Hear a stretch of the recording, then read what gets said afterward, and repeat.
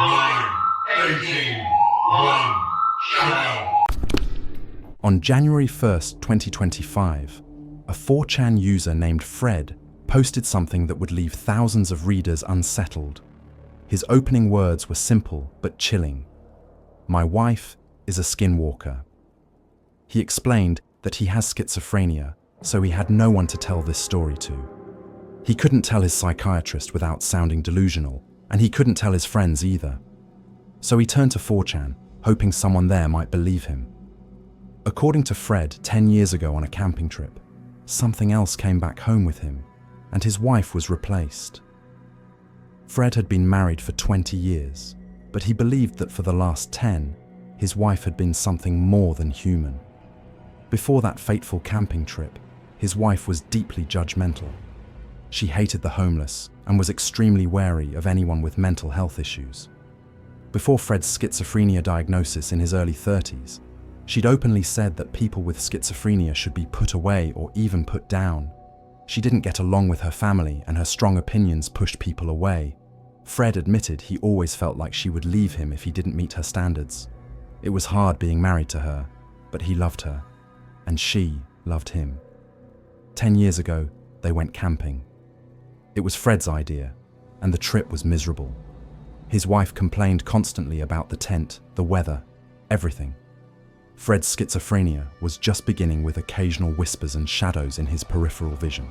They were supposed to stay 3 days, but stubbornness kept Fred there. On the second night, everything changed. Fred woke up alone in the tent.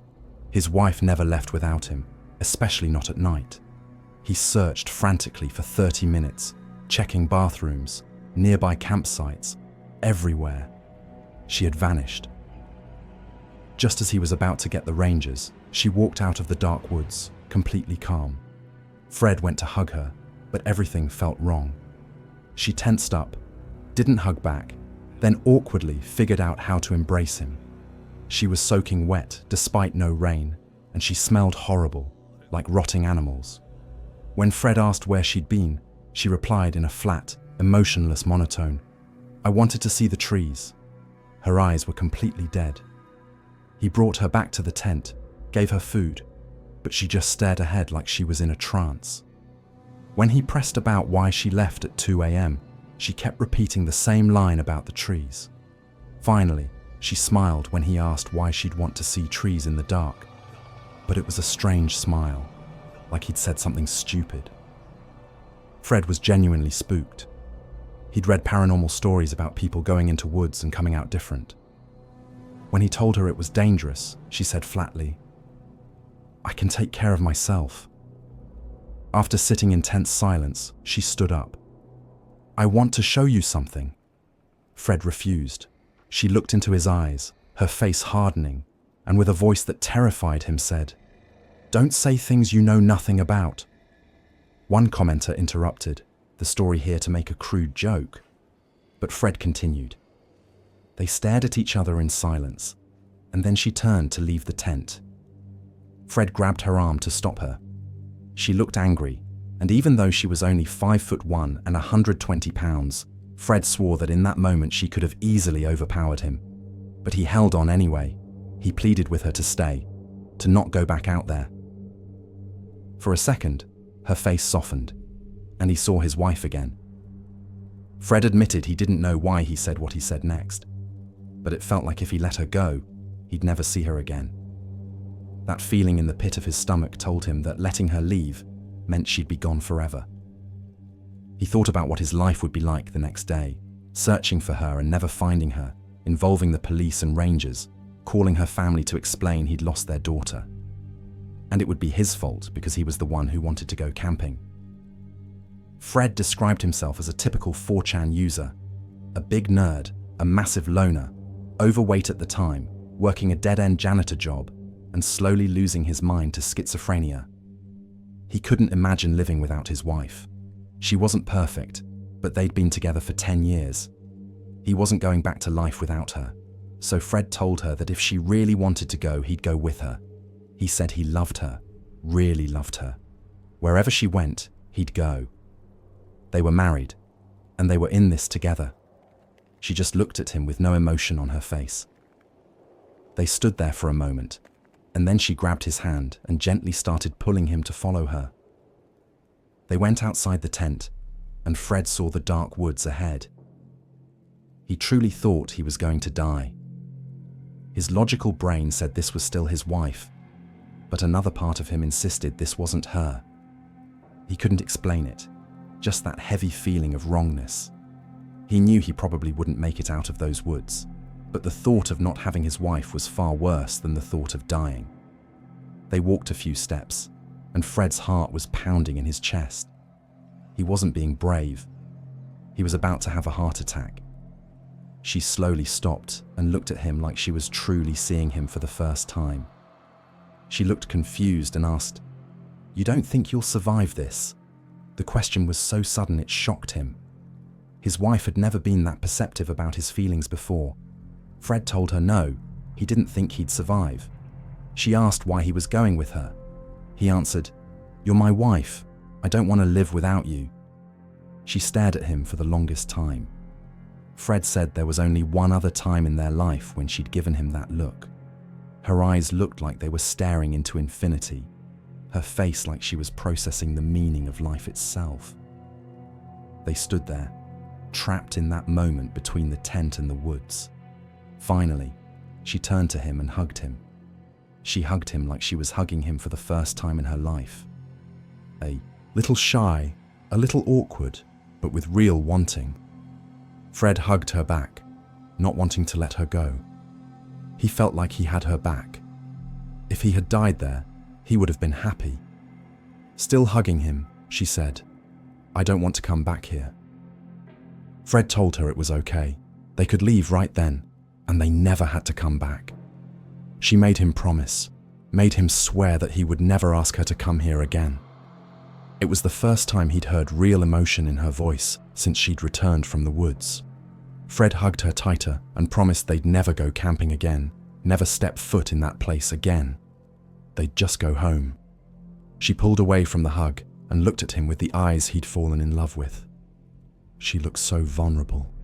Fred started to pack up the tent, but she grabbed his arm hard and painfully, her eyes like fire. "No, now! We leave now!"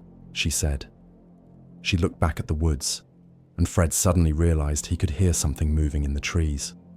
She didn't have to tell him twice. They had a lot of gear in the tent, and they were later fined for abandoning it at the campground, but Fred didn't care.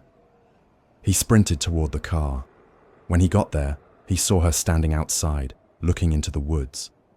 For a moment, he feared she might go back in, but she eventually got in the car with him. Several commenters noted how suspicious it was that Fred could remember entire conversations word for word from 10 years ago. One called it badly written, saying it sounded like his wife got upgraded from a nagging person to something better. Another commenter said the story read too much like a book to be real. But Fred's story continued to gain traction, with many saying they believed him or at least enjoyed the tale. The drive home was tense. She watched him quietly, then told him to stop so she could drive. From that day forward, she never complained about driving again. At home, she was quiet for days, mimicking his actions before doing anything herself. Things were slightly off. Their intimate life changed dramatically. The smell from the woods clung to her for a week before fading. She became allergic to perfumes and never wore them again. Over the months, bigger changes emerged. She stopped complaining about work or hating her co-workers. Her relationship with her sisters improved, and family started inviting her places. She became more thoughtful and compassionate toward homeless people and those with mental illnesses, a complete reversal from before. Most importantly, she became more loving toward Fred. She asked about his day, showed genuine compassion, and wanted to be around him constantly. Fred loved it. He'd always wanted that type of love. These changes accumulated, and he pushed that weird night out of his mind. She was his wife, but better. Over the next 2 years, Fred's schizophrenia destroyed his life. He got addicted to drugs, cheated, lied constantly. The voices told him they hated him every day, pushed him to keep using and lying. His paranoia became so severe he could barely work. His wife noticed and worried. One day, she came to him devastated, feeling like a failure as they drifted apart. It broke Fred because it wasn't her fault at all. That night, he told her everything. The voices, the lying, the cheating. He knew she'd leave him because of how much she hated cheaters and schizophrenics. But he wouldn't let her blame herself. When he confessed, she got that look again from the woods.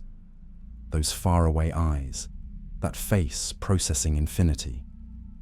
Fred was prepared to leave, but instead of anger, he got compassion, understanding, love. She gripped his hand like steel and said, "You're broken. I've known you're broken. I love you. You did not leave me in those woods. I will not leave you now. You are mine, and you will forever be mine, in this life and the next. You are mine, and I will fix you." She got him help.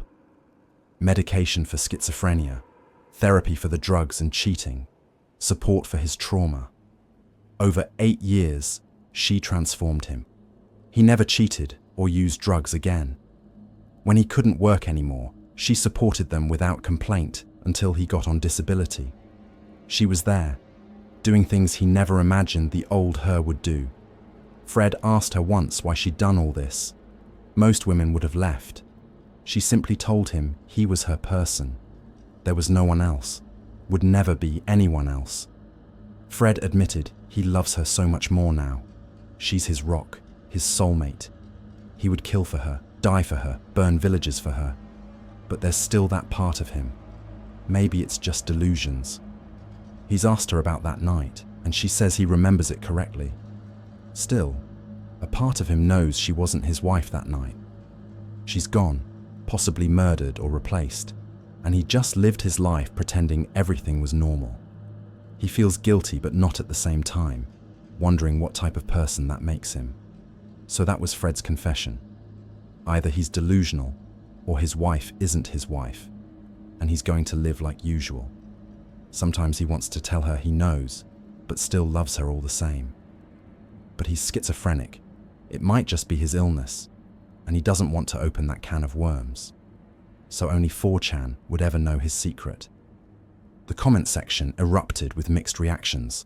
Some called it well-written fiction. Others believed Fred completely. One commenter noted something intriguing. Fred's wife's replacement seemed better than the original, which wasn't how these scenarios usually played out. Some urged Fred to confront the demon. Others said if 10 years had passed and the entity had only improved his life, maybe he should accept it. Whether real or creative writing, Fred's story struck a chord with thousands. It tapped into primal fears about the unknown in dark woods, about loved ones changing beyond recognition, and the terrifying question of whether we'd even want the truth if it meant losing who we love. Fred's final admission was perhaps most unsettling. He knew something was wrong. He'd always known, but he chose love over truth, happiness over certainty. And maybe that's the most human thing about the whole story. On July 13th, 2018, a user on 4chan's paranormal board opened a thread with a chilling title, Wild Hunt Spirit. The caption read, "Lowland Germanic spirit hunt enthusiast here. Finally have another good pick of the entity I'm hunting. Its name is Fro, maybe related to the old god Freya." Next to the caption was a grainy photograph taken by a trail camera. The image showed what appeared to be a figure riding on the back of a wild boar through a dark forest. The poster, who we'll call OP, explained that he'd been documenting something extraordinary in the woods near Oldenzaal, a city in the eastern Netherlands, close to the German border. The location was significant. The photos were taken near an ancient site called the Tamfana Temple at Tankenberg Hill, a stretch of farmland steeped in Germanic history and folklore. And what OP claimed to have captured was nothing short of incredible. A mythological entity riding through the darkness. Within minutes, the thread began flooding with comments from users all around the world. Some were skeptical, demanding more evidence. Others were immediately fascinated. One of the first comments simply asked, "Any other pictures?" OP responded quickly, "Sadly, no. This is the result of almost 5 weeks of taking pictures non-stop." He explained that his trail cameras took a new photo every minute, meaning he'd captured thousands of frames over those 5 weeks. Out of all those images, only 2 showed anything unusual. Another commenter asked what OP intended to do once he found the entity. The response was disturbing. Last time I went public with the first photo, all my stuff was confiscated by authorities. So my wildest guess is that someone is trying to stop this info from being known to the people. This revelation changed the tone of the entire thread. What had started as an interesting paranormal post suddenly became something more serious. Someone, somewhere, didn't want this information getting out. OP then shared the backstory of how he'd discovered the entity in the first place. I found it by pure coincidence while working on a school project on animal migration, he explained. I wanted a picture of a German wolf crossing the border from Germany to the Netherlands because the wolves are returning, and the government still can't decide if this is a good thing or not. So I was looking for a money shot of a migrating wolf, but found it instead.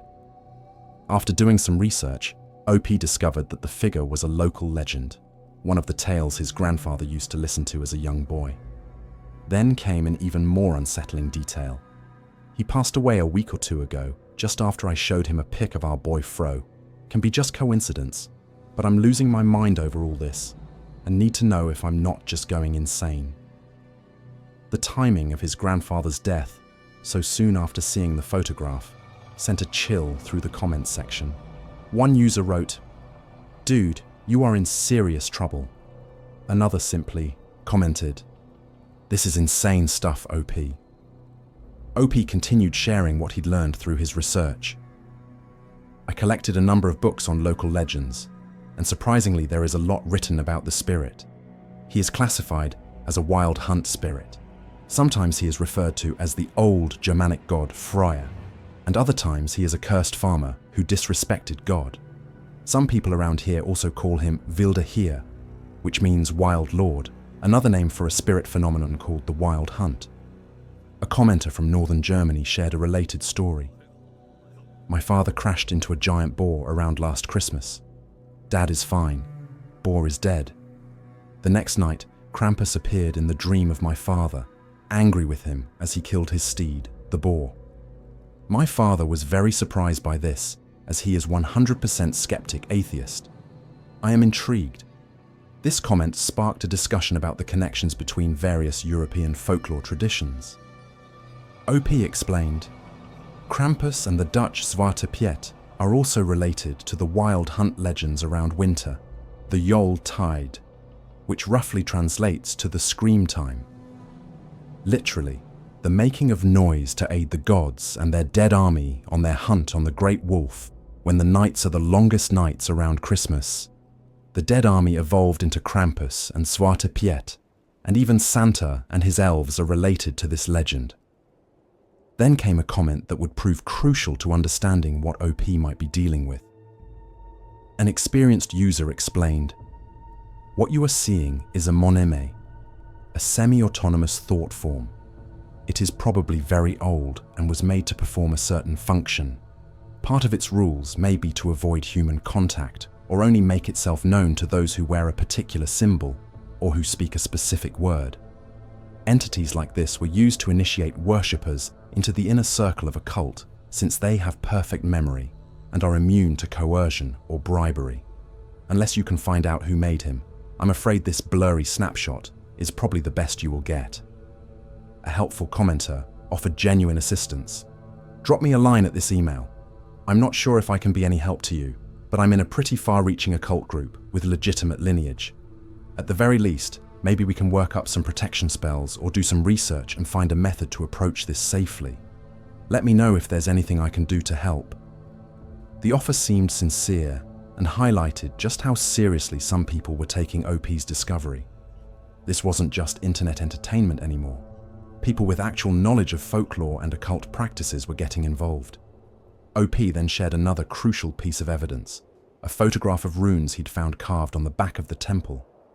"I found these runes on the back of the temple, can't really make them out, but the big middle one seems to be a protection rune found on a lot of old farms in the east of the Netherlands, mostly referred to as the Donderbezem, which means thunderbroom. The occult expert responded, "I was going to recommend runic protection bind runes like that. It might not be a bad idea to replicate them off of the temple since it's a strong local source. Are you going to continue to try to get more pictures of Fro?" OP confirmed, "Well, as many as I can, yes." At this point, the thread took a concerning turn. Some commenters began suggesting dangerous ideas, but other users quickly shut them down. "If this is a god, it can't be harmed by mortal means," one wise commenter pointed out. "If this is somehow related to a god, we want to learn from it, not provoke it. Honestly, OP shouldn't have gotten into this media-wise and kept it personal or in a very small group." OP then made a decision that would prove controversial. He shared the exact locations where the pictures were taken, posting maps with marked coordinates. This caused immediate debate in the comments section. A local user chimed in, "I only live about 20 kilometers away from there and never expected to see something like this, OP." Another local was more skeptical. "Local person here, not OP. I was born and raised like 5 minutes away from that spot. I have spent most of my life near or in those woods on a dirt bike or mountain bike, and I haven't noticed anything paranormal at all." But other commenters were quick to point out the obvious flaw in that logic. If the entity can turn invisible at will, as some legends suggest, then any boar could potentially be carrying it. And if it only appears at night, even experienced trackers might never notice it. Then came what might have been the most significant comment in the entire thread. A user identifying himself as a practicing shaman from Germany made an extraordinary offer. "Heathen called shaman from Germany here. I hope you are not making this up because I am waiting for a chance like this for nearly a decade. I live an hour from your location and may be able to communicate with it if it is connected with Freya at all. The goddess Freya gave me my awakening call, and Freya is her brother. There might be a good chance he will answer me." He continued with important clarification. "Also, let it be known that the Wild Hunt is not evil by definition. They don't hunt humans exclusively. It was started by Odin himself, and he led it for a good while, but it was taken over and led to mischief. But I doubt Fro today has any business with them. You would notice the Wild Hunt more than just with a deer cam pic. So OP, if you want help and a ritual to communicate with him, post a picture with timecode from your location and we can meet up. If you don't, I might end up going alone and check it out." This comment sparked new energy in the thread. "This just got interesting," one user wrote. "Don't let this thread die." A commenter from the area shared local folklore. "There are some local legends like the Hellhound, which translates into hellhound, but that's about it. Nearby though, there is a big hotel that hosts Bilderberg meetings. I even saw the Queen there once." Another user offered practical advice based on folklore. "We have these things called moor-teppel, or in English, moor devils. The way you appease them is by 1. Not going far into the moors, 2. Not leaving your trash near the moors, 3. Basically respecting nature near the moors, and 4. Introducing yourself when you see one or feel like you're being watched. People can and do make offerings for them on stones, and they might treat you kindly." Oddly enough, I found they are indifferent about food, but are really fond of tobacco. So, OP, find out what this dude likes, ask the metalheads making offerings, respect the woods, and you may see more of him. A knowledgeable commenter provided deeper context about the Wild Hunt mythology. The Wild Hunt is related with ancient European folklore, mostly unseen forces, and they are not very friendly. The majority of the tales deal with some person encountering the Wild Hunt. If this person stands up against the hunters, he will be punished. If he helps the hunt, he will be awarded money, gold, or most often, a leg of a slain animal or human, which is often cursed in a way that makes it impossible to be rid of it. In this case, the person has to find a priest or magician able to banish it, or trick the Wild Hunt into taking the leg back by asking for salt, which the hunt cannot deliver. In many versions, a person staying right in the middle of the road during the encounter is safe. OP seem to take these warnings seriously, thanking commenters for their advice. "Thanks, man. I will need it. We'll try to give you guys an update if there is more." But then OP went quiet. Hours passed with no new posts from him. The thread continued to grow, with users checking in periodically to see if there were updates. Some joked nervously about OP's silence. Others expressed genuine concern. "Where's OP? It's been hours," one commenter wrote.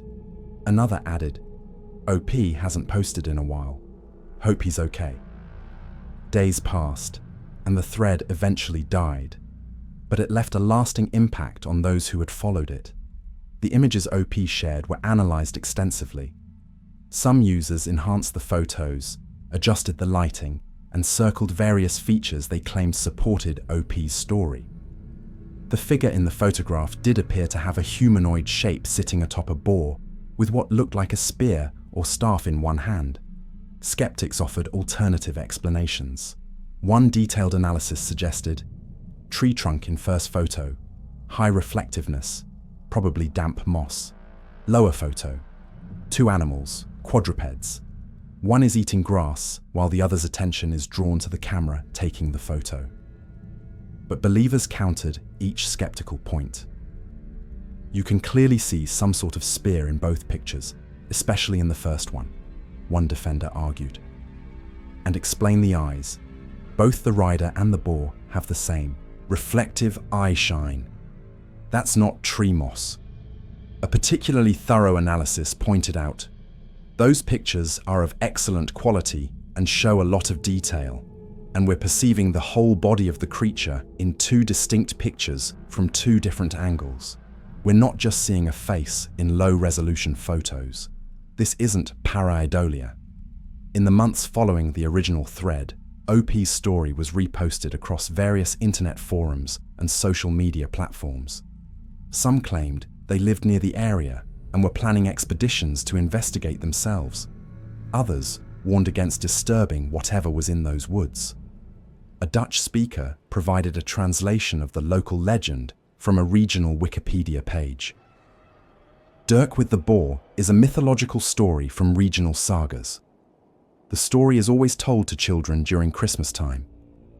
Dirk with the Boar, who wanders around everywhere on Christmas Eve, owes his existence to a farmer a long time ago, whose entire livestock died off, which made him so angry that he took his rifle from the wall and stormed outside, where he shot his rifle in the air, straight up, so that he hit God. In turn, God became angry and transformed the farmer into Dirk with the Boar. Now he has to wander around with his bristly boar until the end of days. The translation continued.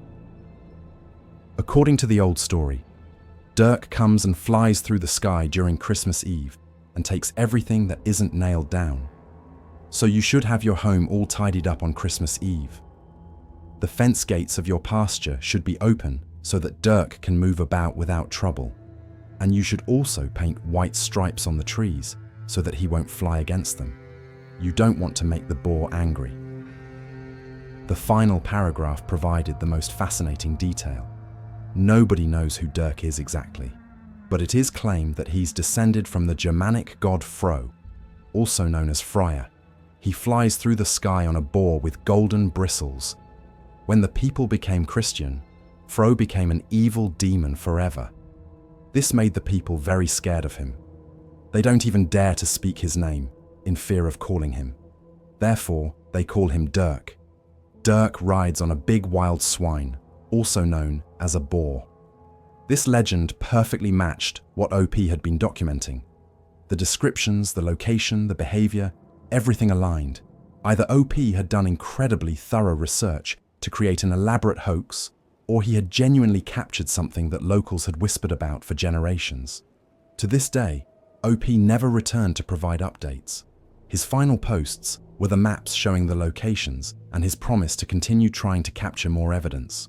Whether he stopped his investigation, was prevented from continuing by authorities as he feared, or encountered something that made him decide to stay silent, we may never know.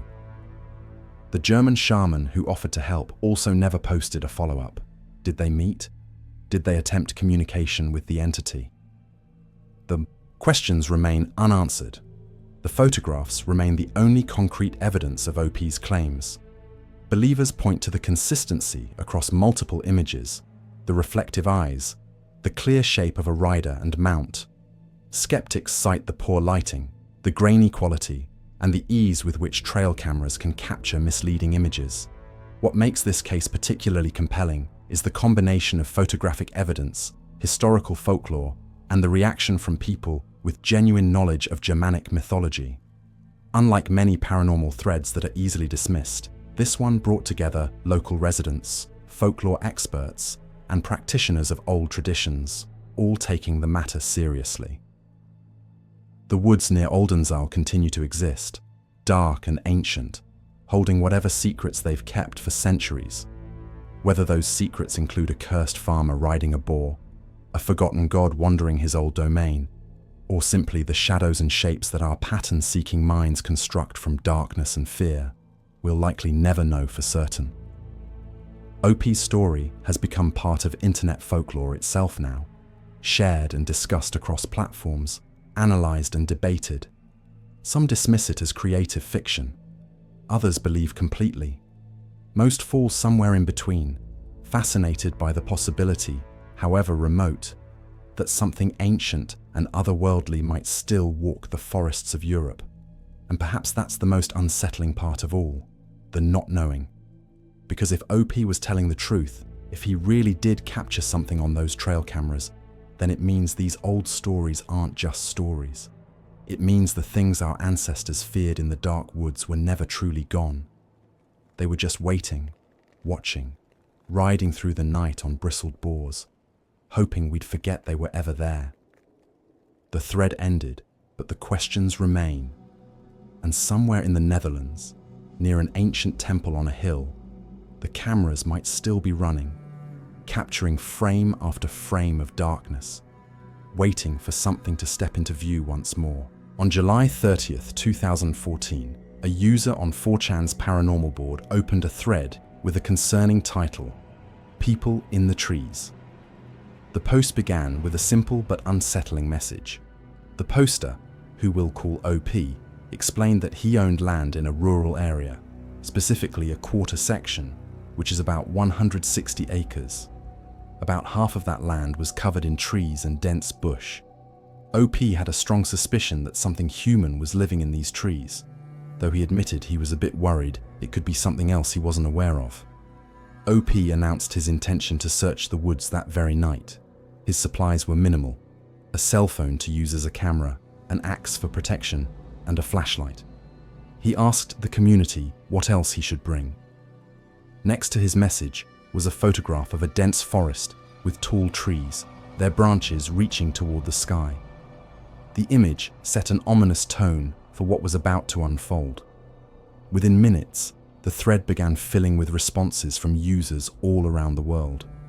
Some offered practical advice, suggesting he bring a shotgun and a shovel. Others recommended bringing salt, claiming that certain supernatural entities hate it. One commenter jokingly suggested bringing a friend to sacrifice, a reference to a comic book character. But beneath the humor, there was genuine concern about what OP might encounter.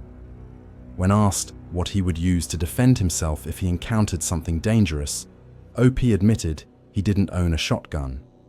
The forest land wasn't exactly large, he explained.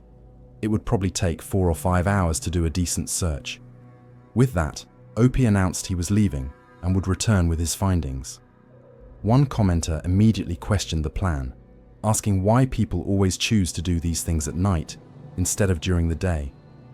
Another pointed out the obvious danger of walking around at night in a forest with an axe, noting that OP could slip and fall on it. But OP explained it was a matter of timing. The sun would be setting soon, and he wanted to maximize his search time. For the next hour, the thread remained quiet as users waited for OP to return. When he finally posted again, he clarified that it wasn't fully dark yet, but the sun would set soon. So far, he had found nothing worth noting. He promised to update within the next hour. The tension in the thread was building. One commenter joked that if OP didn't update in the next hour, they'd be happy because he probably died.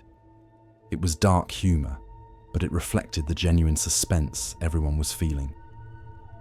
Then came the first significant discovery. OP uploaded a photograph showing a white tarp spread out on the ground. Resting on the tarp were a pair of pliers and a hammer. The caption read, "Found this in a clearing inside the forest. Little spooked. Made a makeshift marking." The tools looked old and worn, but they were definitely real metal implements. Someone was using this area. The comments came flooding in. One user suggested that whoever lived there probably laughed at OP while he took the picture. Another dismissed the find as not particularly unusual for a forest, but OP continued his search. The next image showed a field of tall grass and wildflowers, bordered by a line of mostly bare trees. OP explained he thought he was on someone's trail. But before he could investigate further, a bear ran out of the trees.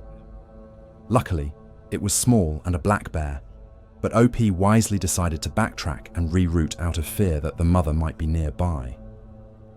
Then OP added something chilling. "Also, I need to resize some of these images, but I can hear something following me." The thread exploded with concern. One commenter sarcastically noted that running into a black bear and worrying about the mother was totally safe. The sarcasm masked real worry about OP's safety. Minutes later, OP posted another image.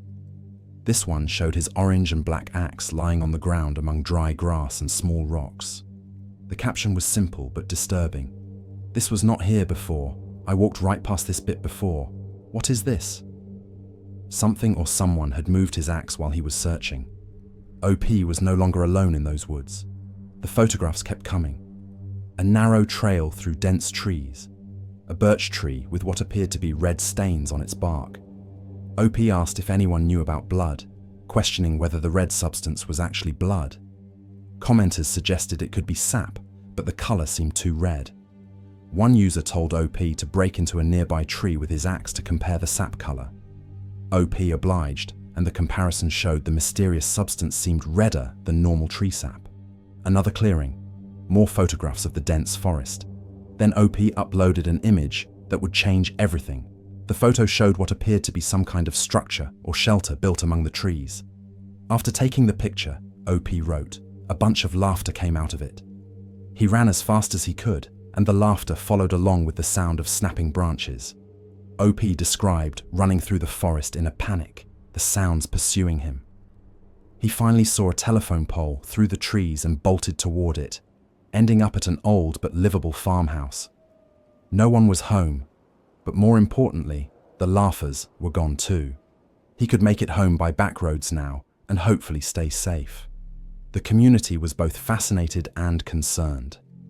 One commenter asked what time zone OP was in, noting it was awfully light out in the photographs. OP responded that he was in GMT-7. He also announced he had gotten a friend to come get him and was uploading a video to YouTube. Then came an even more shocking statement. "I'm arming myself and going back." The video OP uploaded showed his perspective running through the woods. The footage was shaky, captured on his cell phone as he fled. In the audio, if you listen carefully with headphones turned up, you could hear faint sounds. Some described it as laughter in the distance. Others heard branches cracking.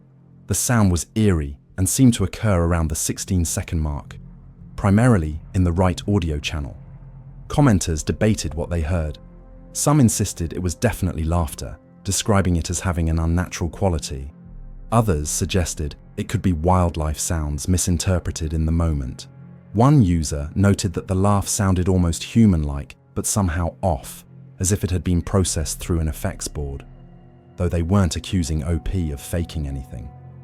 OP then revealed his location: Northern Alberta, Canada. This detail added context to the environment and the types of wildlife he might encounter. He also mentioned that his dog had been refusing to go near the woods lately, which only added to the unsettling nature of the situation. The next day, OP announced he was going back. He had studied aerial maps of the area and found what he believed was an easier and possibly less risky route to reach the area where the structure was located. This time, he was going during the daytime for better visibility and safety. The new expedition began, and OP started posting updates. He found an old fence post in the middle of the forest, partially covered by green foliage. The presence of a fence so deep in the woods suggested someone had sectioned off the area at some point. He estimated he was 10 to 20 minutes away from his destination. Then came a significant discovery. OP found what appeared to be a den of some sort. It could have been naturally formed, but the drop underneath a pile of sticks was about 2 feet deep. It looked deliberately constructed. The photographs showed the forest floor with disturbed earth and arranged branches. Minutes later, OP made his most shocking discovery yet. Among the trees stood what appeared to be an old white trailer. The image showed a weathered trailer with a window, a door with a rusted metal handle, and several rusted metal rods attached to it. OP was baffled. How did anyone manage to get a vehicle like that so deep into the forest? With apprehension building, OP announced, "Here goes, guys." He was going inside. The interior photograph showed a kitchen area with a stainless steel sink and a blue countertop. There were various objects scattered around, including what appeared to be containers and bags. Through the window, you could see the grassy area and trees outside. Most disturbingly, there appeared to be some kind of clamp and saw visible in the frame. OP explained that he could hear something moving in the woods around him while he was inside the trailer. The video didn't capture the sounds well, but he could hear it clearly through the window. He wisely decided not to stay and meet whoever or whatever owned the place. He stealthed out of there as quickly as possible. The video he uploaded from inside the trailer showed the interior as he moved through it. The footage was brief, just seconds long, but it captured the abandoned and eerie nature of the place. Commenters later claimed they could see something in the distance of one video, something white that seemed to move or rotate. Some described it as looking almost like a face or skull. Others dismissed it as a tree or natural formation, but the debate raged on. OP made it home safely from his second expedition. He announced his intention to acquire a shotgun before returning, though he admitted he didn't have a firearms acquisition certificate, which is required in Canada. Getting one would require traveling to a city at least an hour and a half away and taking a course. He considered booking himself into a course that weekend or possibly leaving the area temporarily for safety. The thread continued with speculation about what OP had found. Some suggested it was simply homeless people living in the woods, referencing another thread about someone who had spent years living as a transient in rural areas. They might have built structures or used the trailer as shelter. This would explain the laughter as people trying to scare away an intruder. Others weren't convinced. The sounds, the way OP was followed, the deliberate placement of objects, it all seemed too coordinated. Some brought up skinwalkers, supernatural entities from Native American folklore said to be evil spirits that take over human bodies. However, OP noted that he didn't experience typical skinwalker signs like foul smells or the sense of overwhelming dread usually reported in those encounters. One knowledgeable commenter explained that what OP might be dealing with could be a monam, a semi-autonomous thought form that's very old and created to perform a specific function. These entities supposedly have perfect memory and are immune to coercion. Others suggested it could be related to fey creatures or nature spirits, though OP's location in Canada made some European folklore less applicable. The discussion also turned practical.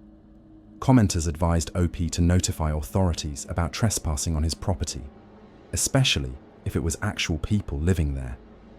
Some suggested reaching out to other boards for backup, particularly those focused on weapons and tactics. A few even offered to help if they lived nearby, though OP's remote location made that unlikely. As the thread progressed, users began analyzing OP's videos frame by frame. Multiple commenters claimed to see something white or pale in the distance in one of the videos, visible for just a few seconds around the 9 to 11 second mark.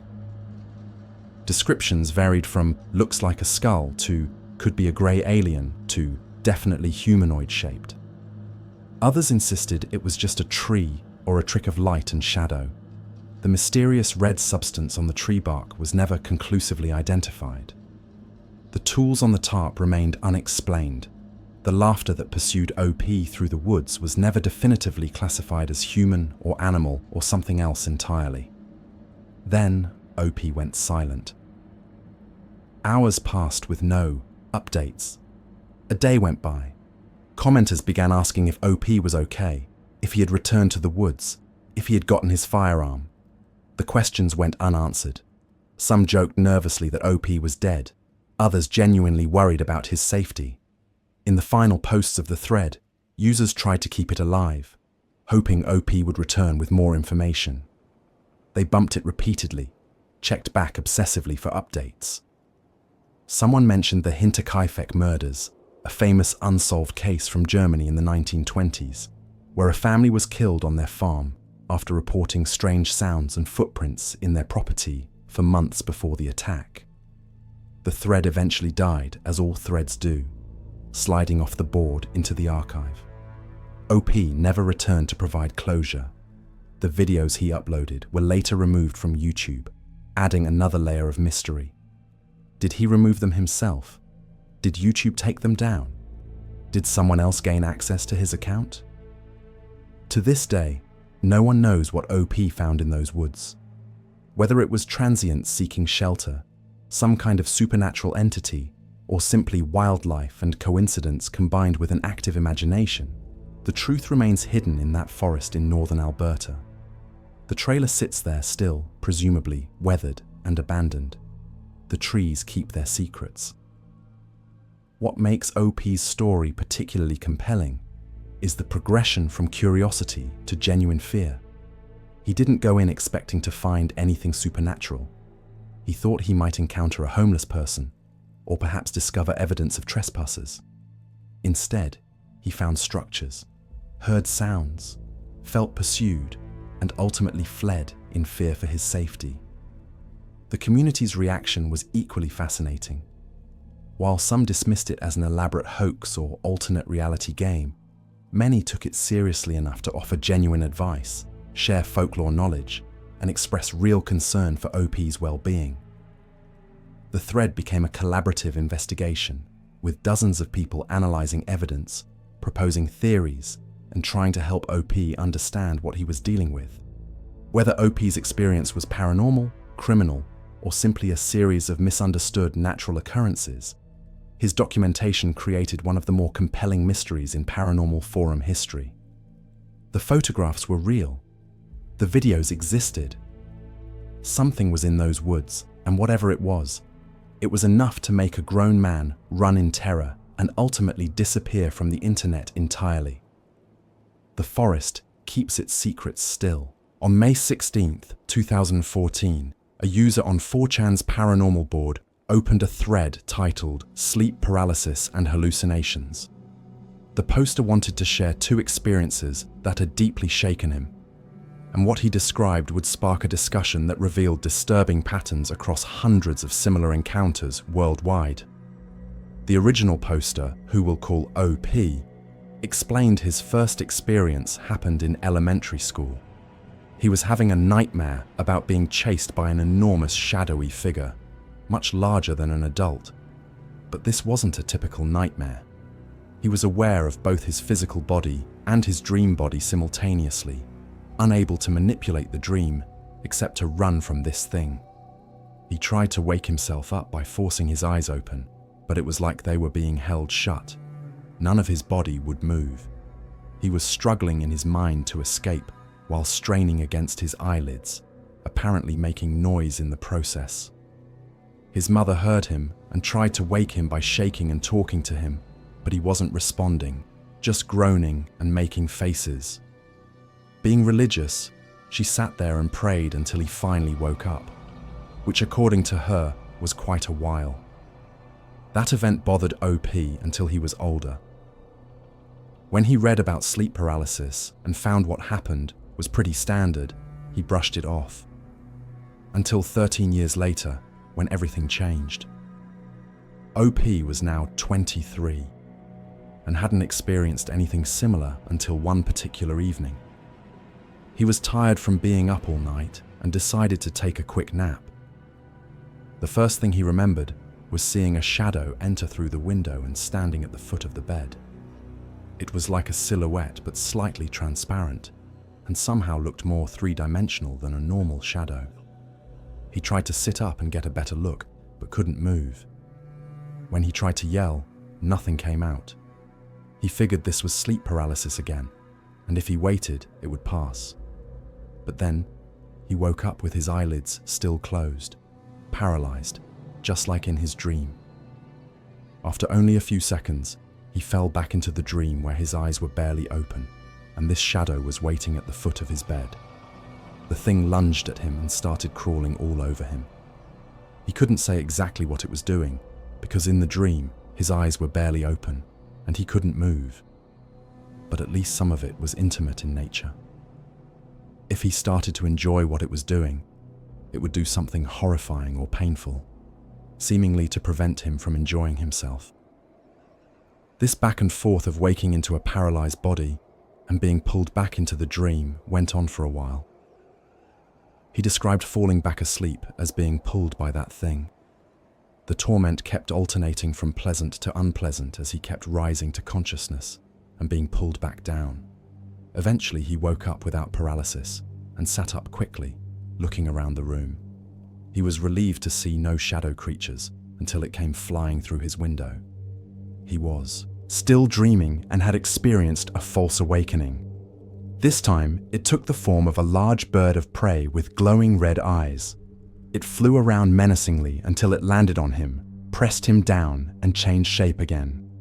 This time, it became a large formless blob smothering him and holding him down, and he was paralyzed again.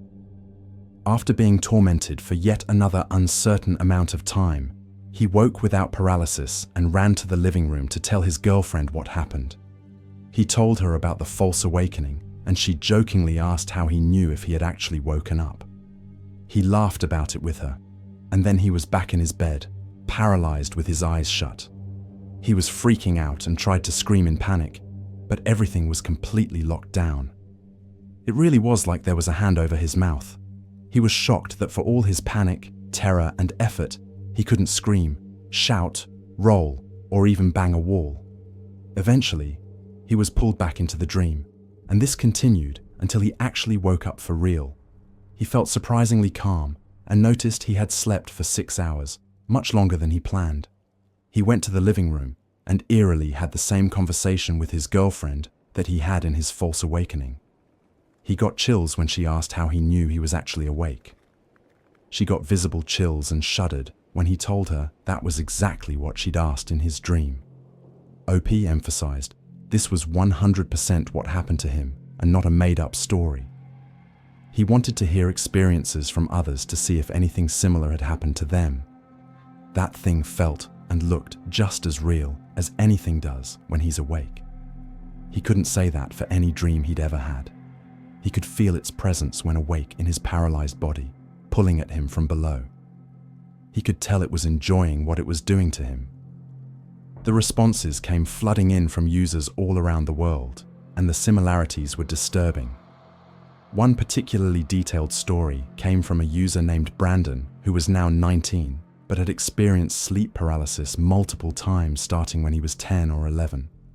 His first episode happened shortly after his parents divorced.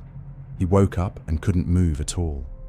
He tried to move his body to fall off the bed, tried screaming for his mother, but nothing worked.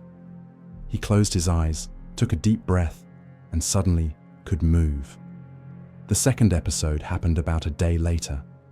When he woke up unable to move again, he could feel something behind him as he lay on his side facing the window. He felt breathing down his neck. Then his brain felt like it was going to explode with an intense ringing and shaking. He tried to scream because it genuinely hurt. Then it spoke.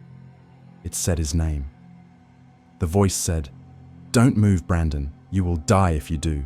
I'll kill you, Brandon. Don't move." He was crying, trying not to look behind him because he could move his neck but not his body. His eyes stayed closed the entire time, remembering his mum's advice to close his eyes when scared. The feeling of someone behind him disappeared, along with the loud noise in his head. When he turned around, there was nothing there.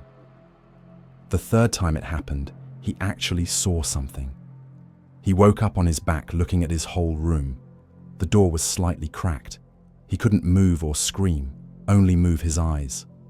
Then that feeling came again, like his head was going to explode with a loud beep and shaking. He opened his eyes to see what his room was like. Bad idea. He saw a dark, humanly shadow, with red eyes looking into his room from the crack in his door. In the corner of his room, he saw the bottom half of a woman's body sticking out of his wall sideways, with hair coming down and a black spot where the body was emerging. His eyes sealed shut until the feeling disappeared. When he opened them again, everything was gone. As the thread continued, OP began pointing out disturbing similarities. First, an intense sound or feeling in the head. OP's recent experience didn't have sounds, but his childhood one had a sound like a rushing train. Several people described intense sounds based around their head. Second, sensing a presence. If the presence was seen, it typically resembled a human shadow. Red eyes were common in multiple stories. These similarities interested OP because if sleep paralysis was really just a disruption of normal sleep cycles, why did these hallucinations share so much common ground? The terror was understandable when you have no control, but shouldn't the hallucinations be as varied as regular dreams? While searching for images, OP came across an image that made his jaw drop. It was from someone's art page depicting their sleep paralysis experience. This was exactly what the thing looked like after his first false awakening when it took winged form. Red eyes and shadowy forms appearing in different people's experiences. What was the connection? Throughout the day, more users shared their experiences. Many mentioned shadow people with red eyes, the feeling of a presence in the room, the inability to move or speak, and overwhelming terror. The debate between scientific and supernatural explanations continued. As the thread progressed, one thing became clear. Whether these experiences were purely neurological or something more, they shared remarkable consistency across cultures, ages, and individual experiences. The shadow figures, the red eyes, the sense of malevolent presence, the feeling of being held down, the sounds in the head, all of these elements appeared again and again in stories from people who had never met. OP's final observation was perhaps the most unsettling. If sleep paralysis was truly just a disruption of normal sleep patterns, a purely physical brain event, then why did the hallucinations take such similar forms?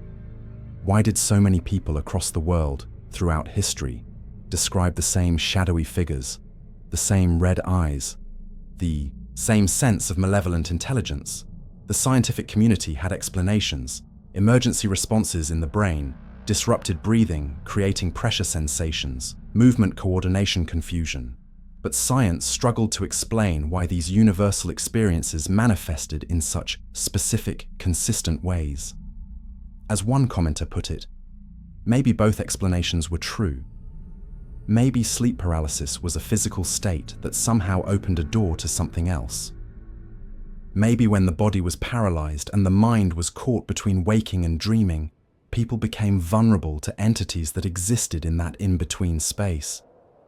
But for those who had experienced it, who had felt that presence in the room, who had seen those red eyes staring from the shadows, who had felt the weight on their chest and the certainty that something malevolent was there with them, the scientific explanation felt incomplete. The experiences were too real, too consistent, too universal to be dismissed as simple hallucinations. The thread eventually faded, as threads do, sliding into the archives. But the questions remained. What was sleep paralysis really? A neurological glitch, or a window into another reality? And most importantly, what were those shadow figures that so many people had seen? The answers, like the shadows themselves, remained just out of reach. On August 13, 2013, an anonymous user on 4chan's paranormal board opened a thread that would document one of the most unsettling house-sitting experiences ever shared online. What started as a simple favor for family friends would turn into a terrifying ordeal that left the poster questioning everything they thought they knew about the house they were staying in. The original poster explained they had been watching the house of some family friends for the past week and a half while the owners were out of town. It was a smallish house in a good neighborhood, though it was fairly old. The place had been well maintained over the years, and the surrounding area had been quiet. These people hadn't had many petty thefts, and nothing more than that had occurred in their area. The house had 3 dogs. 2 of them were large, but would be worthless in any kind of home invasion situation. They were early and fairly late risers, very friendly, and entering their plants and letting them outside every night. The poster was in college and really needed any money they could get, and this was a pretty easy gig. The dogs were pretty relaxed, but if they sensed anything outside, they lost their minds and barked until the poster checked it out. The doorbell rings. It's as if hell has just come to their door, even though someone knocking on the door or ringing has been pretty without a fuss, until a few nights back. The poster felt it was necessary to explain why what was happening was so out of the ordinary. Night 1 was when the strange things started occurring. The poster came back to the house straight from work around 11:40. Nothing seemed out of the ordinary after showering. They laid down and started watching some TV. At roughly 11:40, the dogs began barking at the front windows which face the street, which is always a little startling when this happens at night.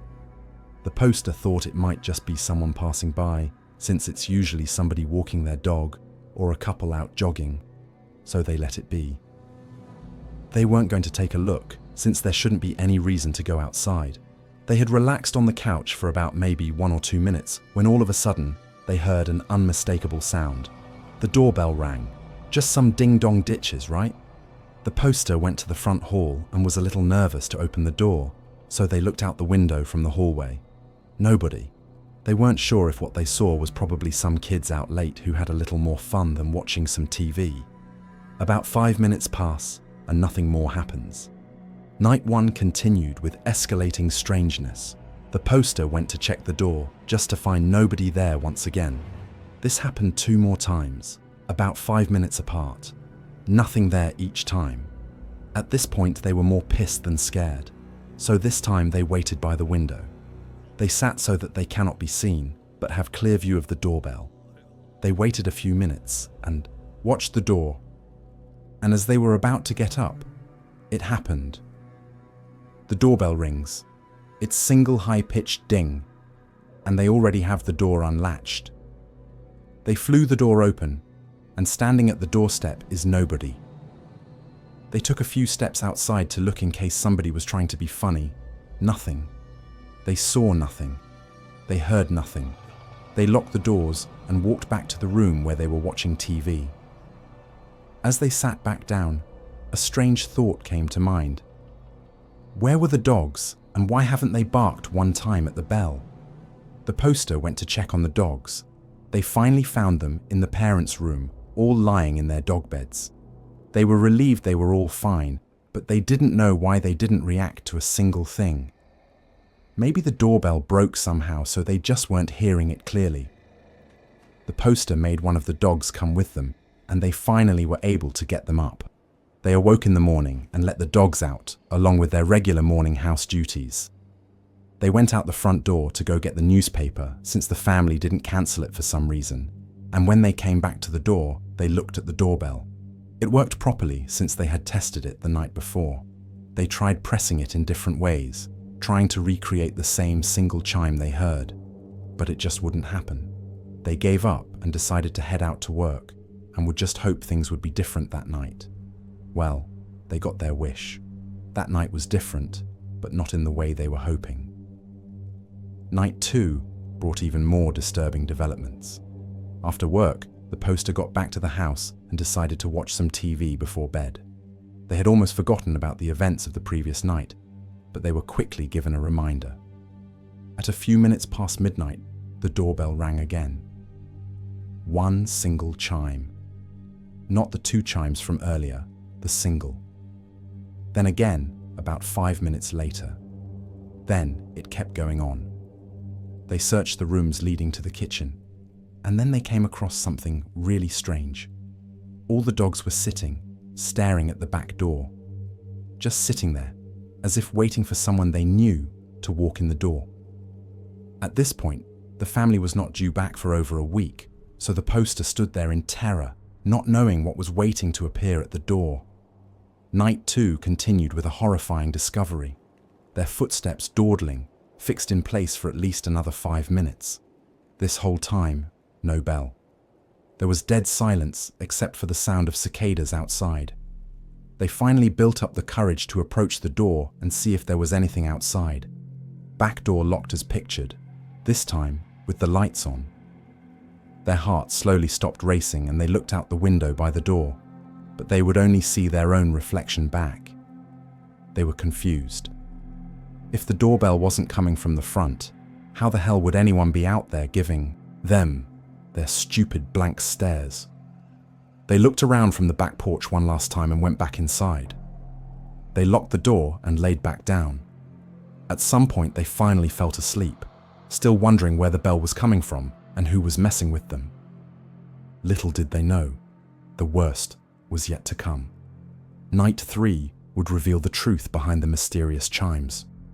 The poster didn't have work the next day, so after they fed the dogs, they went back to their house and stayed there until about 9 that night. Up to this point, they still hadn't told anybody about the bell ringing at night. They just assumed they would think they were overreacting. But this night changed everything. As they pulled into the driveway, they immediately noticed something different. The door to their back garage was slightly ajar, and it definitely wasn't that way when they left that morning. They drove the truck up closer to the house. They had not padlocked, and even then they doubted the house needed anything from the garage tool room. So how the hell was the door open? It was not only closed when they left, but they knew for a fact that it was locked. One of the dogs had pawed at it a couple days before, and when they looked, they couldn't see where the key was. They closed the gate to the driveway and bolted to the back door. As they approached the door, they noticed something out of the corner of their eye, and their hearts sank. To the right of the door, they noticed something that they had somehow missed the past few days. There was a second doorbell, one by the back door. Why the hell would there also be a bell back there when the whole house heard a single chime? But that isn't even the worst part. The exact same chime they'd been hearing the past 2 nights. The backyard was completely shut off, and though it was possible to hop a fence and get back there, the dogs would have surely heard someone by then.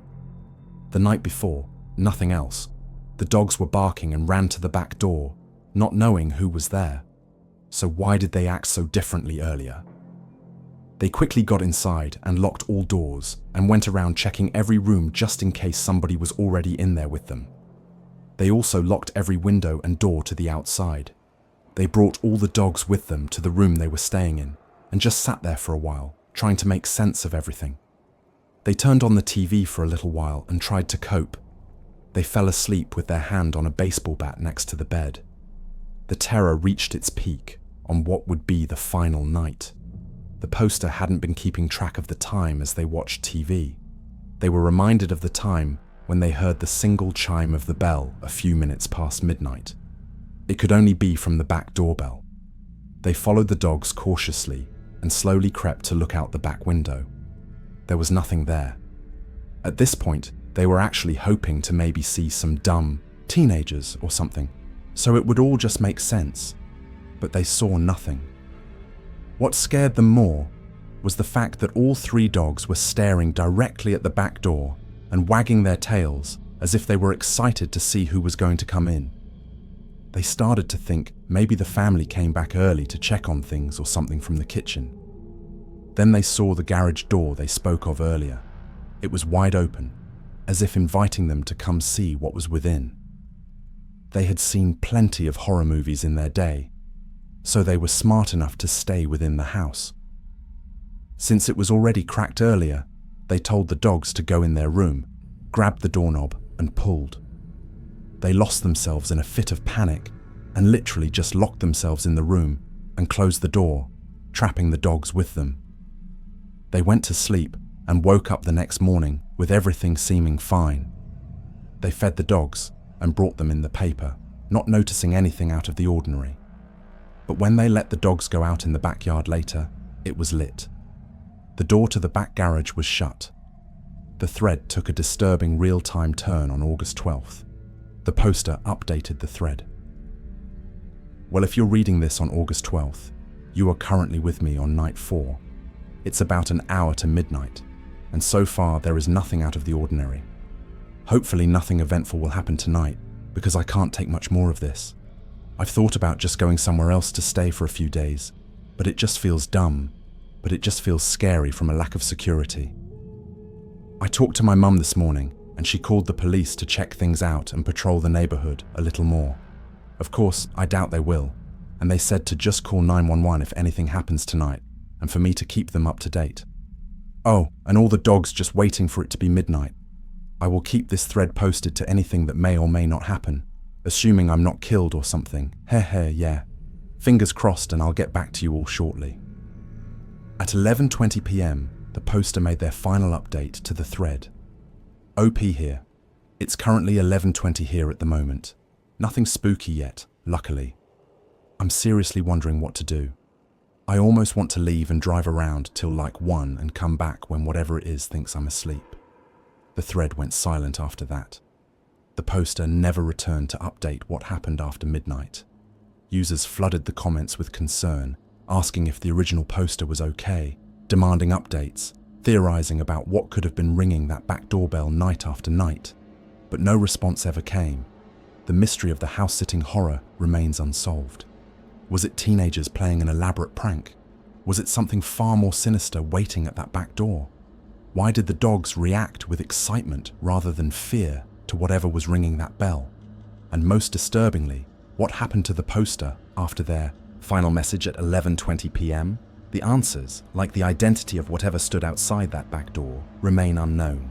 On May 31st, 2016, a user on 4chan's paranormal board opened a thread that would become one of the most disturbing discussions of unexplained entities ever documented online.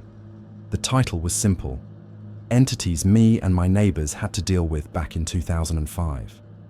What followed was a chilling account of tall shadow beings in the Australian outback, complete with photographic evidence, corroborating witnesses, and a terrifying Aboriginal legend thousands of years old. The original poster explained that in 2005, his family moved into a house in the outback of South Australia. Pretty much every single person living on their street had only lived there for under 5 years, apart from an elderly couple at the end of the street. This elderly couple had lived there for 40 years and raised their children in that street. They said strange things happened there, and a lot of people couldn't handle it and would leave. They never really went into what scared people, just saying the whole street was haunted or something like that, but they did say it only started happening in the early 1990s. The poster's first experience came just a week after moving in. He heard a low-pitched humming sound coming from outside his bedroom window. When he looked out, he saw a tall black figure with long arms and long fingers, with no facial features. It was slightly transparent and backed up against the wall, holding up the garage area of his house. Due to its height, it had to hunch over. He watched for around 5 seconds before it realized he was looking at it. It turned its head towards him, and he quickly ran away from the window to tell his parents. His dad went out and saw nothing was there. The poster started hanging out with the neighborhood kids, all teenagers, and they told him their stories. All of them described the same figures he had seen. One of the kids was Aboriginal, and they would visit his grandfather a lot. The grandfather called the entities Mayalmula, which translated roughly to stranger man. He said the Aboriginals in the area had been dealing with them long before the arrival of Europeans, and that they weren't of the land, meaning they didn't belong there or weren't native to the area. According to the grandfather, they would take children away and eat them. The Aboriginal elder explained that his people had cast the Mayalmula behind the creek, but since the creek had partially dried up, these beings had once again been able to get into the town. The town had been built directly over the previous Aboriginal settlement. This Aboriginal tribe wasn't nomadic and had remained in a small area for over 1,000 years. One day, the poster and his friends were playing cricket on a flat patch of desert between the road and his house. The sun was setting, and as they were packing up, they noticed people off in the distance approaching the road. The closer these figures got, the more details they could see. They were fully black, tall, and they weren't walking but floating. They could also hear a low-pitched humming sound that got louder the closer the figures approached. The group bolted back to the house and told the poster's parents, but once again, they didn't believe them. The poster hassled his father enough to drive down on his motorbike to the area where they saw them approaching. After 9 minutes, the father came back to the house visibly shaken, saying he saw them and that his son wasn't to go down there anymore. Every time the poster tried to get details on what happened, his father would always change the subject. One night, the poster was coming home from a party with friends. As they passed an empty lot in the street, they saw 2 small figures sitting on tree stumps, just staring at them. One was bigger than the other, and once again they heard the low-pitched humming sound. They were all high and standing there laughing, thinking they were tripping out until they realized they were all seeing the exact same thing. One friend took a step toward the closer figure, and when he did, it made a very deep growl, unlike anything they'd heard before. They screamed and ran to the house. The poster mentioned something particularly disturbing about these smaller entities. Unlike the tall figures he'd seen that were transparent, these things were completely physical and not transparent. They were shaped like babies but didn't have a neck. Things escalated when a group of kids took their dirt bikes beyond the creek and went riding way out in the desert. One day they didn't come home, and everyone assumed they'd gotten lost. They were found a week later, all 5 of them alive with no food and no water in the Australian outback for a week. What one kid's younger brother revealed was terrifying. The brother said they saw a light out in the desert and felt compelled to follow it. He said he felt like he was in a trance, and they didn't stop following this light for the entire week. No matter how far they traveled, they didn't seem to get anywhere close to it. If the farmer who found them hadn't come along, they never would have stopped following the light and eventually would have died. The poster's mother had gotten sick of him being scared all the time and called her sister who lived in Adelaide to come visit. She was apparently a psychic. The moment she pulled up, she told them not to tell her anything about what they'd seen, saying she was going to wander around the street for a while and come back to tell them what she saw. When she came back, she was visibly shaken. The aunt said these things were unlike anything she had ever experienced. She had run into the spirit of an old Aboriginal woman who told her that her tribe was a split-off group from the Tharawal and came to the area to escape the Mayalmula, but the Mayalmula followed them. The woman showed her horrific images of these things slaughtering Aboriginal children and eating them through a small slit in their mouth. The woman then told her she drowned herself in the creek to act as a spiritual barrier to keep the Mayalmula out. She said this worked until a pyramid-shaped pathway was built facing the way the Mayalmula had come from. This allowed them to come in once again, not the fact that the creek had dried up. The Aboriginal woman led the aunt down the path to show her something even more terrifying. After eating the small children, they would rebirth these kids to be their minions. The aunt said these beings were completely physical and lived out in the desert, sometimes coming into town for food. She said these things were harmless and mainly just kept an eye on people for the Mayalmula. The aunt became confused and asked if they were killing children just to make them into spies. Then what was their motive in the first place? It was explained to her that the Mayalmula just seemed intent on inflicting pain and suffering on people. They rape women and men alike, make women miscarriage, cause accidents, and kill the weak. Despite this, they seemed to have a personal vendetta against the Aboriginal woman's tribe and seemed intent on wiping them out, which is why they remained focused on the town. The aunt came to a startling conclusion. The Mayalmula weren't human spirits and weren't spirits at all. She believed they were a physical, reproducing race of beings and were most likely aliens. She said she'd heard of similar beings all around the world. After hearing all of this, the family put the house on the market and began preparations to leave. A couple of days before they left, the poster went on one last motorbike ride to the area where his father had told him not to go. While riding along a dirt path, he saw a rock on the side of the path. It looked like it was smoothed down and had some markings on it. He didn't know if it was related to what had been happening, but he took it with him when they moved.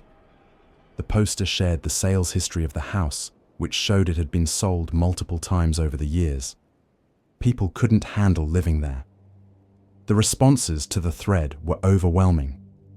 One user promised to share photos his friend had taken back in 2005 with an old Nokia phone. When he delivered, the image showed a dark, blurry figure that appeared to be standing near a glass door. The poster explained that every time they took photos of these entities, they appeared to be moving and looked blurred, even though other parts of the photo weren't blurred. They moved very slowly, so there was no reason for them to blur. Users from around the world began sharing eerily similar experiences. One from Alaska described seeing tall, dark shadows with long arms that hung almost to the floor, standing over his infant son's crib. A user from Finland shared stories passed down from his grandfather about identical beings in the 1800s, noting that going into a sauna was the only way to keep them away. Multiple Australian users confirmed knowledge of these entities. Someone from central Queensland said the Aboriginals there call them tall man. Another from New South Wales described seeing the exact same figures. A user who worked at a copper and gold mine in the Woomera prohibited area reported seeing extremely tall black figures, around 8 to 9 feet tall, way off in the distance. After the sightings, military trucks came to the area and took statements from every single miner, offering no explanation.